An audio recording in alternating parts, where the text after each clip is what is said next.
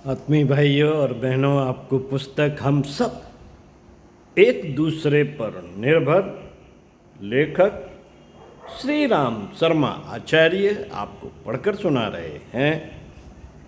पिछले वीडियो के क्रम में स्वाध्याय सत्संग का तारतम्य बनाए रखते हुए पृष्ठ 81 से पढ़कर सुनाते हैं। बुद्धिवाद से भी अधिक गरिमामय क्या है, आइए सुनते हैं। बुद्धिवाद कितना ही उपयोगी क्यों ना हो, उसकी गरिमा हृदयवाद से ऊंची नहीं हो सकती।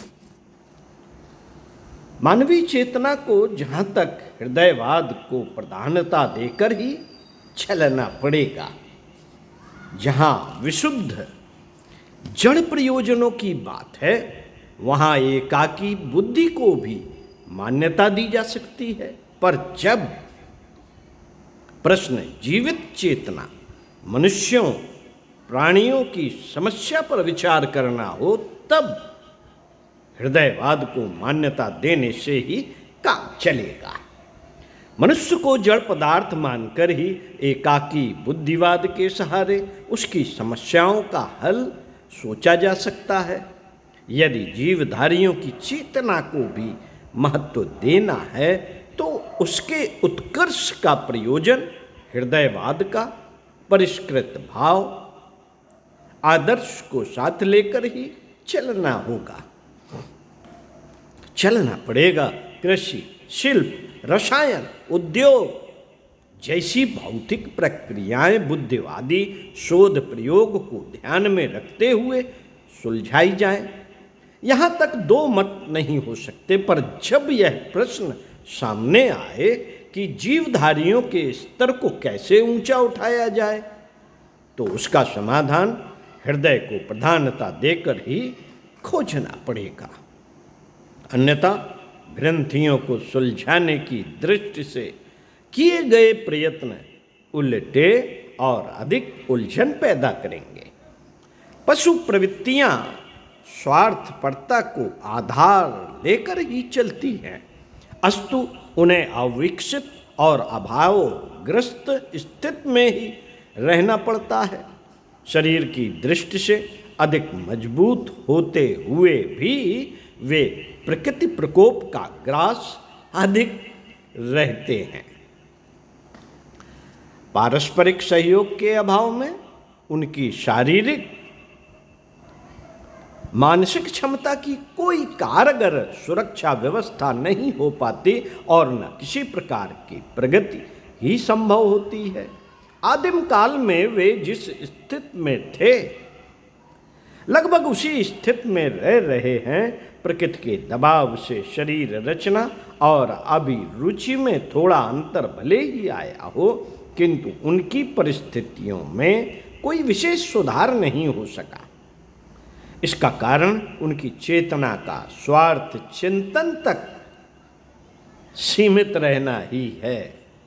मनुष्य ने प्रगति पथ पर अग्रसर होते हुए सृष्टि का मुकुटमणि बनने की जो अद्भुत सफलता पाई है, उसका मूल कारण उसकी बुद्धिमत्ता नहीं, सहृदयता है। परस्पर स्नेह सहयोग की प्रवृत्ति ने एक दूसरे के साथ घनिष्ठता पूर्वक रह सकने की स्थिति उत्पन्न की और एक ने दूसरे के अनुभव से लाभ उठाकर अपनी ज्ञान संपदा को आगे बढ़ाया है। बुद्धिवाद ने सहयोग बढ़ाया, यह कथन अवास्तविक है। तथ्य यह है कि मनुष्य की सहृदयता क्रमशः आगे बढ़ती गई और स्नेह सहयोग की प्रकृति ने मिलजुल कर एक दूसरे को अपने अनुभव अनुदानों से लाभान्वित करने का कदम बढ़ाया। भाषा, लिपि, अग्नि, कृषि, पशुपालन, औजार, उपकरण, अन्न, वस्त्र, निवास जैसी प्रगति के मूलभूत आधारों का आविष्कार परस्पर सहयोग के आधार पर ही संभव हो सका है। बुद्धिमत्ता वस्तुतः सहृदयता की बेटी मात्र है। वन मानुषों की आकृति प्रकृति मनुष्यों से मिलती जुलती है, पर वे सघन सहयोग के क्षेत्र में आगे न बढ़ सके और पिछड़ी स्थिति में पड़े रहे। चिंपांजी, गोरिल्ला, वानरों को मनुष्य का पूर्वज कहा जाता है। उनकी शरीर रचना और मन संस्थान मानव प्राणी से बहुत कुछ मिलता जुलता है, फिर भी उन्हें वनवास का दंड मिला। इसका कारण सहृदयता की पुण्य प्रवृत्ति से वंचित रहने का पाप ही कहा जा सकता है। कुछ नर बालक जहाँ तहाँ वन्य पशुओं द्वारा पालित किए गए पाए गए हैं, उनमें पूरी तरह उन पालनकर्ता पशुओं जैसी ही प्रवृत्ति और बुद्धि मिली है। इससे स्पष्ट है कि बुद्धि कोई स्वतंत्र तत्व नहीं, सहयोग संपर्क की प्रतिध्वनि मात्र है। बच्चे अपने अभिभावकों की भाषा में ही बोलना प्रारंभ करते हैं। इससे स्पष्ट है उच्चारण स्वतंत्र नहीं वरन पूर्णतया परावलंबी है। जो बच्चे बहरे होते हैं उन्हें गूंगा भी रहना पड़ता है। शब्दों को वे सुन नहीं सकते तो फिर नकल बनाकर बोलना आरंभ कैसे करें। मनुष्य समाज की एक अविच्छिन्न इकाई है। परिस्थितियों का दास, वातावरण ही उसे उठाता गिराता है आदि प्रतिपादन विभिन्न प्रकार से किए जाते रहते हैं। उन्हें तथ्य ही मानना चाहिए। मान्यताएं, अभिरुचियाँ, आस्थाएं, आकांक्षाएं, प्रवृत्तियाँ किसी के मन में अनायास ही नहीं उठ पड़ती। वे समीपवर्ती वातावरण से ग्रहण की जाती हैं। मनुष्य के भले बुरे होने का श्रेय अथवा दोष संबद्ध परिस्थितियों को दिया जाता है। स्वाध्याय और सत्संग की महिमा इसी आधार पर गाई गई है कि उन माध्यमों से आदर्शवादी रीति नीति अपनाने की प्रेरणा मिलती है। कुसंग से पतन वाला तथ्य भी सर्वमान्य है। अपवाद तो किसी भी क्षेत्र में पाए जा सकते हैं, पर सर्वमान्य प्रक्रिया यही है कि उत्कर्ष और अपकर्ष का स्वभाव और रुझान का बहुत बड़ा आधार संबद्ध जन समूह से मिलने वाली प्रेरणा ही रहती है। इन तथ्यों पर जितनी अधिक गंभीरता से विचार किया जाए उतनी ही अच्छी तरह यह स्पष्ट होता है कि मनुष्य की प्रगति, मनःस्थिति और गतिविधि का निर्माण पारस्परिक सहयोग के आधार पर ही विनिर्मित होता है। यह सहयोग कहाँ से, कैसे, क्यों उत्पन्न हुआ, इस तथ्य पर किया गया गहनतम चिंतन हमें इसी निष्कर्ष पर पहुंचाता है कि सहृदयता ही उदार सहयोग के लिए प्रेरित कर सकती है। आदर्शवादी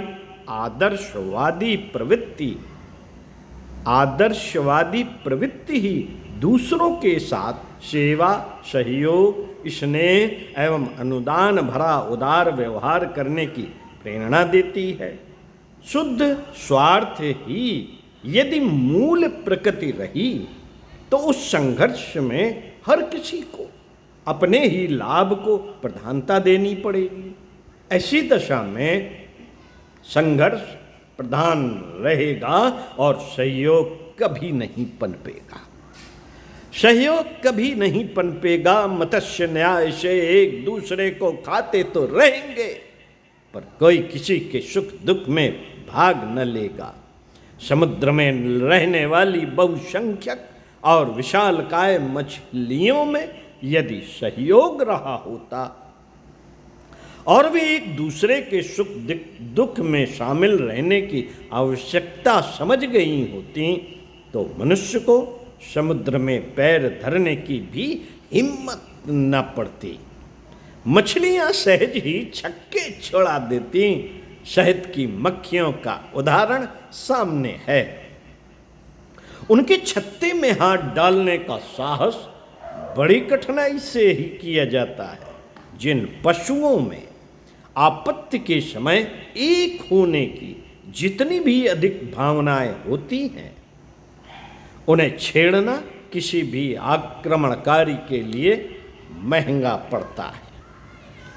यूं सहयोग का एक सामयिक आधार पारस्परिक आदान प्रदान भी होता है, पर उसकी कोई महत्वपूर्ण उपलब्धि नहीं होती।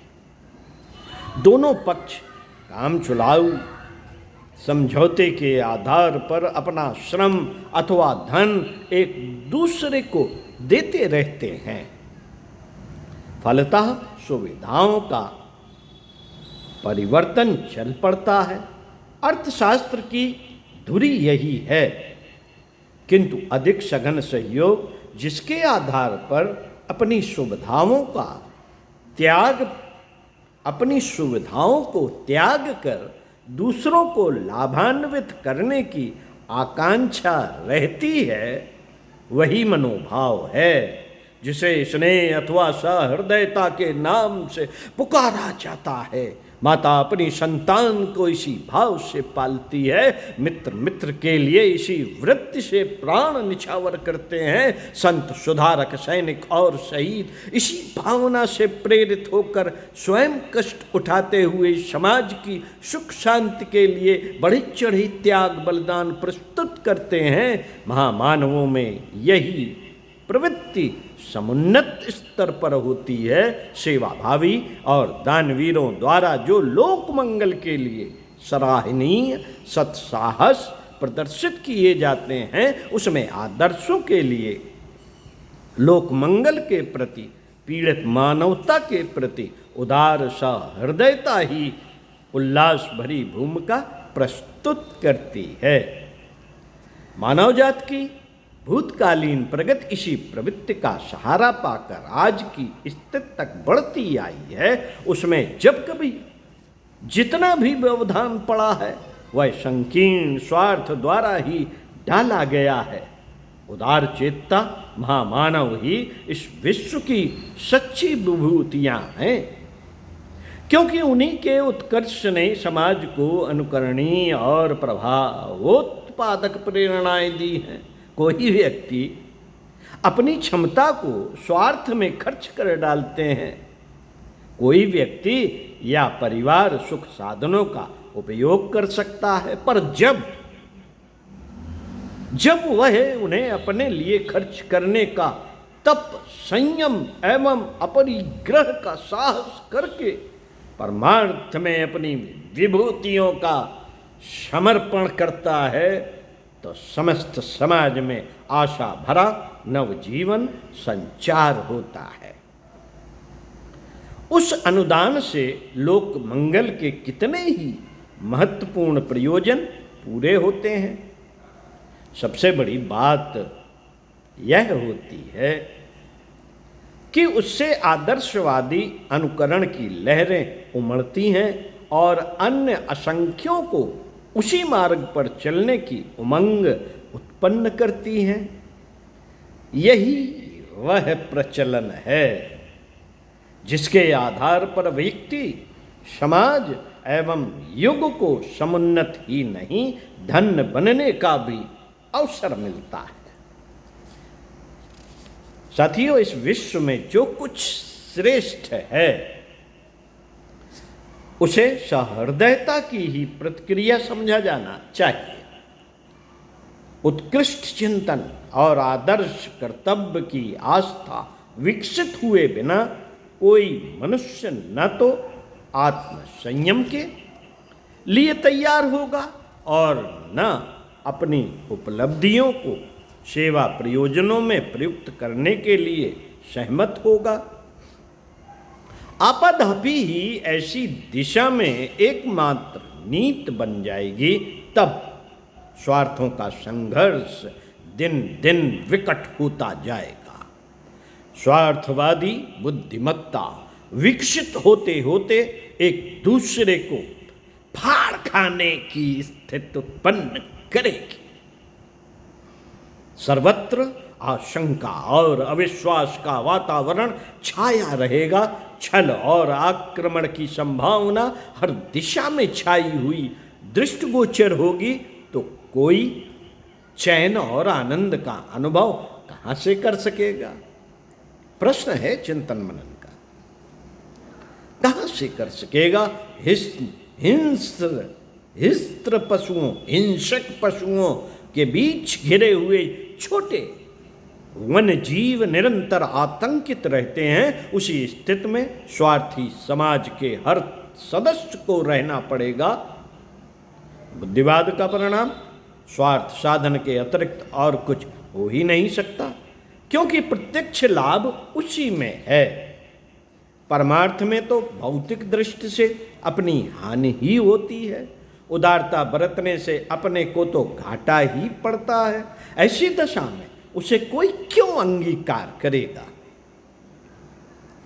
परमार्थ की विडंबनाएं भी यश पाने और उस आधार पर दूसरों को प्रभावित करके परोक्ष लाभ उठाने की वृत्ति से होती रहती हैं, पर उस छदम कौतुक से कोई ठोस प्रयोजन सिद्ध नहीं होते। आदर्शवादी परंपराओं के प्रचलन का आधार एकमात्र सहृदयता ही हो सकती है। बुद्ध से भी समाज हित की दुहाई देकर परमार्थ प्रयोजनों का समर्थन तो किया कराया जा सकता है, पर वैसा करने की प्रेरणा उत्पन्न करना असंभव है। विशुद्ध बुद्धिवादी को विशुद्ध स्वार्थी ही बनना पड़ता है, और विशुद्ध स्वार्थ साधन की मनोवृत्ति व्यक्ति का पतन और समाज का स्तर गिराने में कितनी भयंकर सिद्ध हो सकती है, इसे आज सर्वत्र छाई हुई अगणित विभीषिकाओं के रूप में हम सहज ही जान सकते हैं। यदि यही क्रम चलता रहा तो हमें पिशाच बनकर सामूहिक आत्महत्या के लिए अग्रसर होना होगा, अथवा पशु प्रवृत्ति अपनाकर आदिम काल की अविकसित स्थिति में पहुंचकर वनमानुषों की तरह रहना पड़ेगा। सहृदयता का महत्व बुद्धिमत्ता से घटाकर नहीं, सहृदयता का महत्व बुद्धिमत्ता से घटकर नहीं, बढ़कर ही माना जाना चाहिए। और यह अनुभव किया जाना चाहिए कि मानवीय आदर्शों को, प्रगति के चिरस्थायी आधारों को, सुख शांति को, संतोष और आनंद को एकमात्र इसी आधार पर जीवित रखा जा सकता है कि सहृदयता की महान प्रवृत्ति को अधिकाधिक विकसित करने के लिए उससे भी कहीं अधिक प्रयास किया जाए, जैसा कि बुद्धिमत्ता को विकसित करने के लिए किया जा रहा है। बुद्ध के लिए स्थापित शिक्षा संस्थानों की तुलना में भाव संवर्धन के चेतना केंद्रों को, धर्म संस्थानों को, अध्यात्म के प्रयोग प्रयत्नों को अधिक ही बढ़ावा दिया जाए, कम नहीं। विश्वास, सहानुभूति, सहिष्णुता, सहकारिता, चरित्र निष्ठा, नम्रता, सज्जनता, उदारता एवं सेवा साधना जैसी सत्प्रवृत्तियां सद्भाव संवर्धन के साथ ही जुड़ी हुई हैं। कहना न होगा कि मानव चेतना भौतिक पदार्थ से नहीं, सद्भावनाओं और सत्प्रवृत्तियों का खाद पानी पाकर ही जीवित रह सकती हैं, विकसित हो सकती हैं। इसी पर विश्व मंगल का सारा आधार टिका हुआ है। साथियों, गांधी जी कहते थे हृदय, बुद्धि और श्रम तीनों के समन्वय में ही मानव जाति का हित है। अकेले बुद्धिवाद की प्रतिष्ठा अवांछनीय है।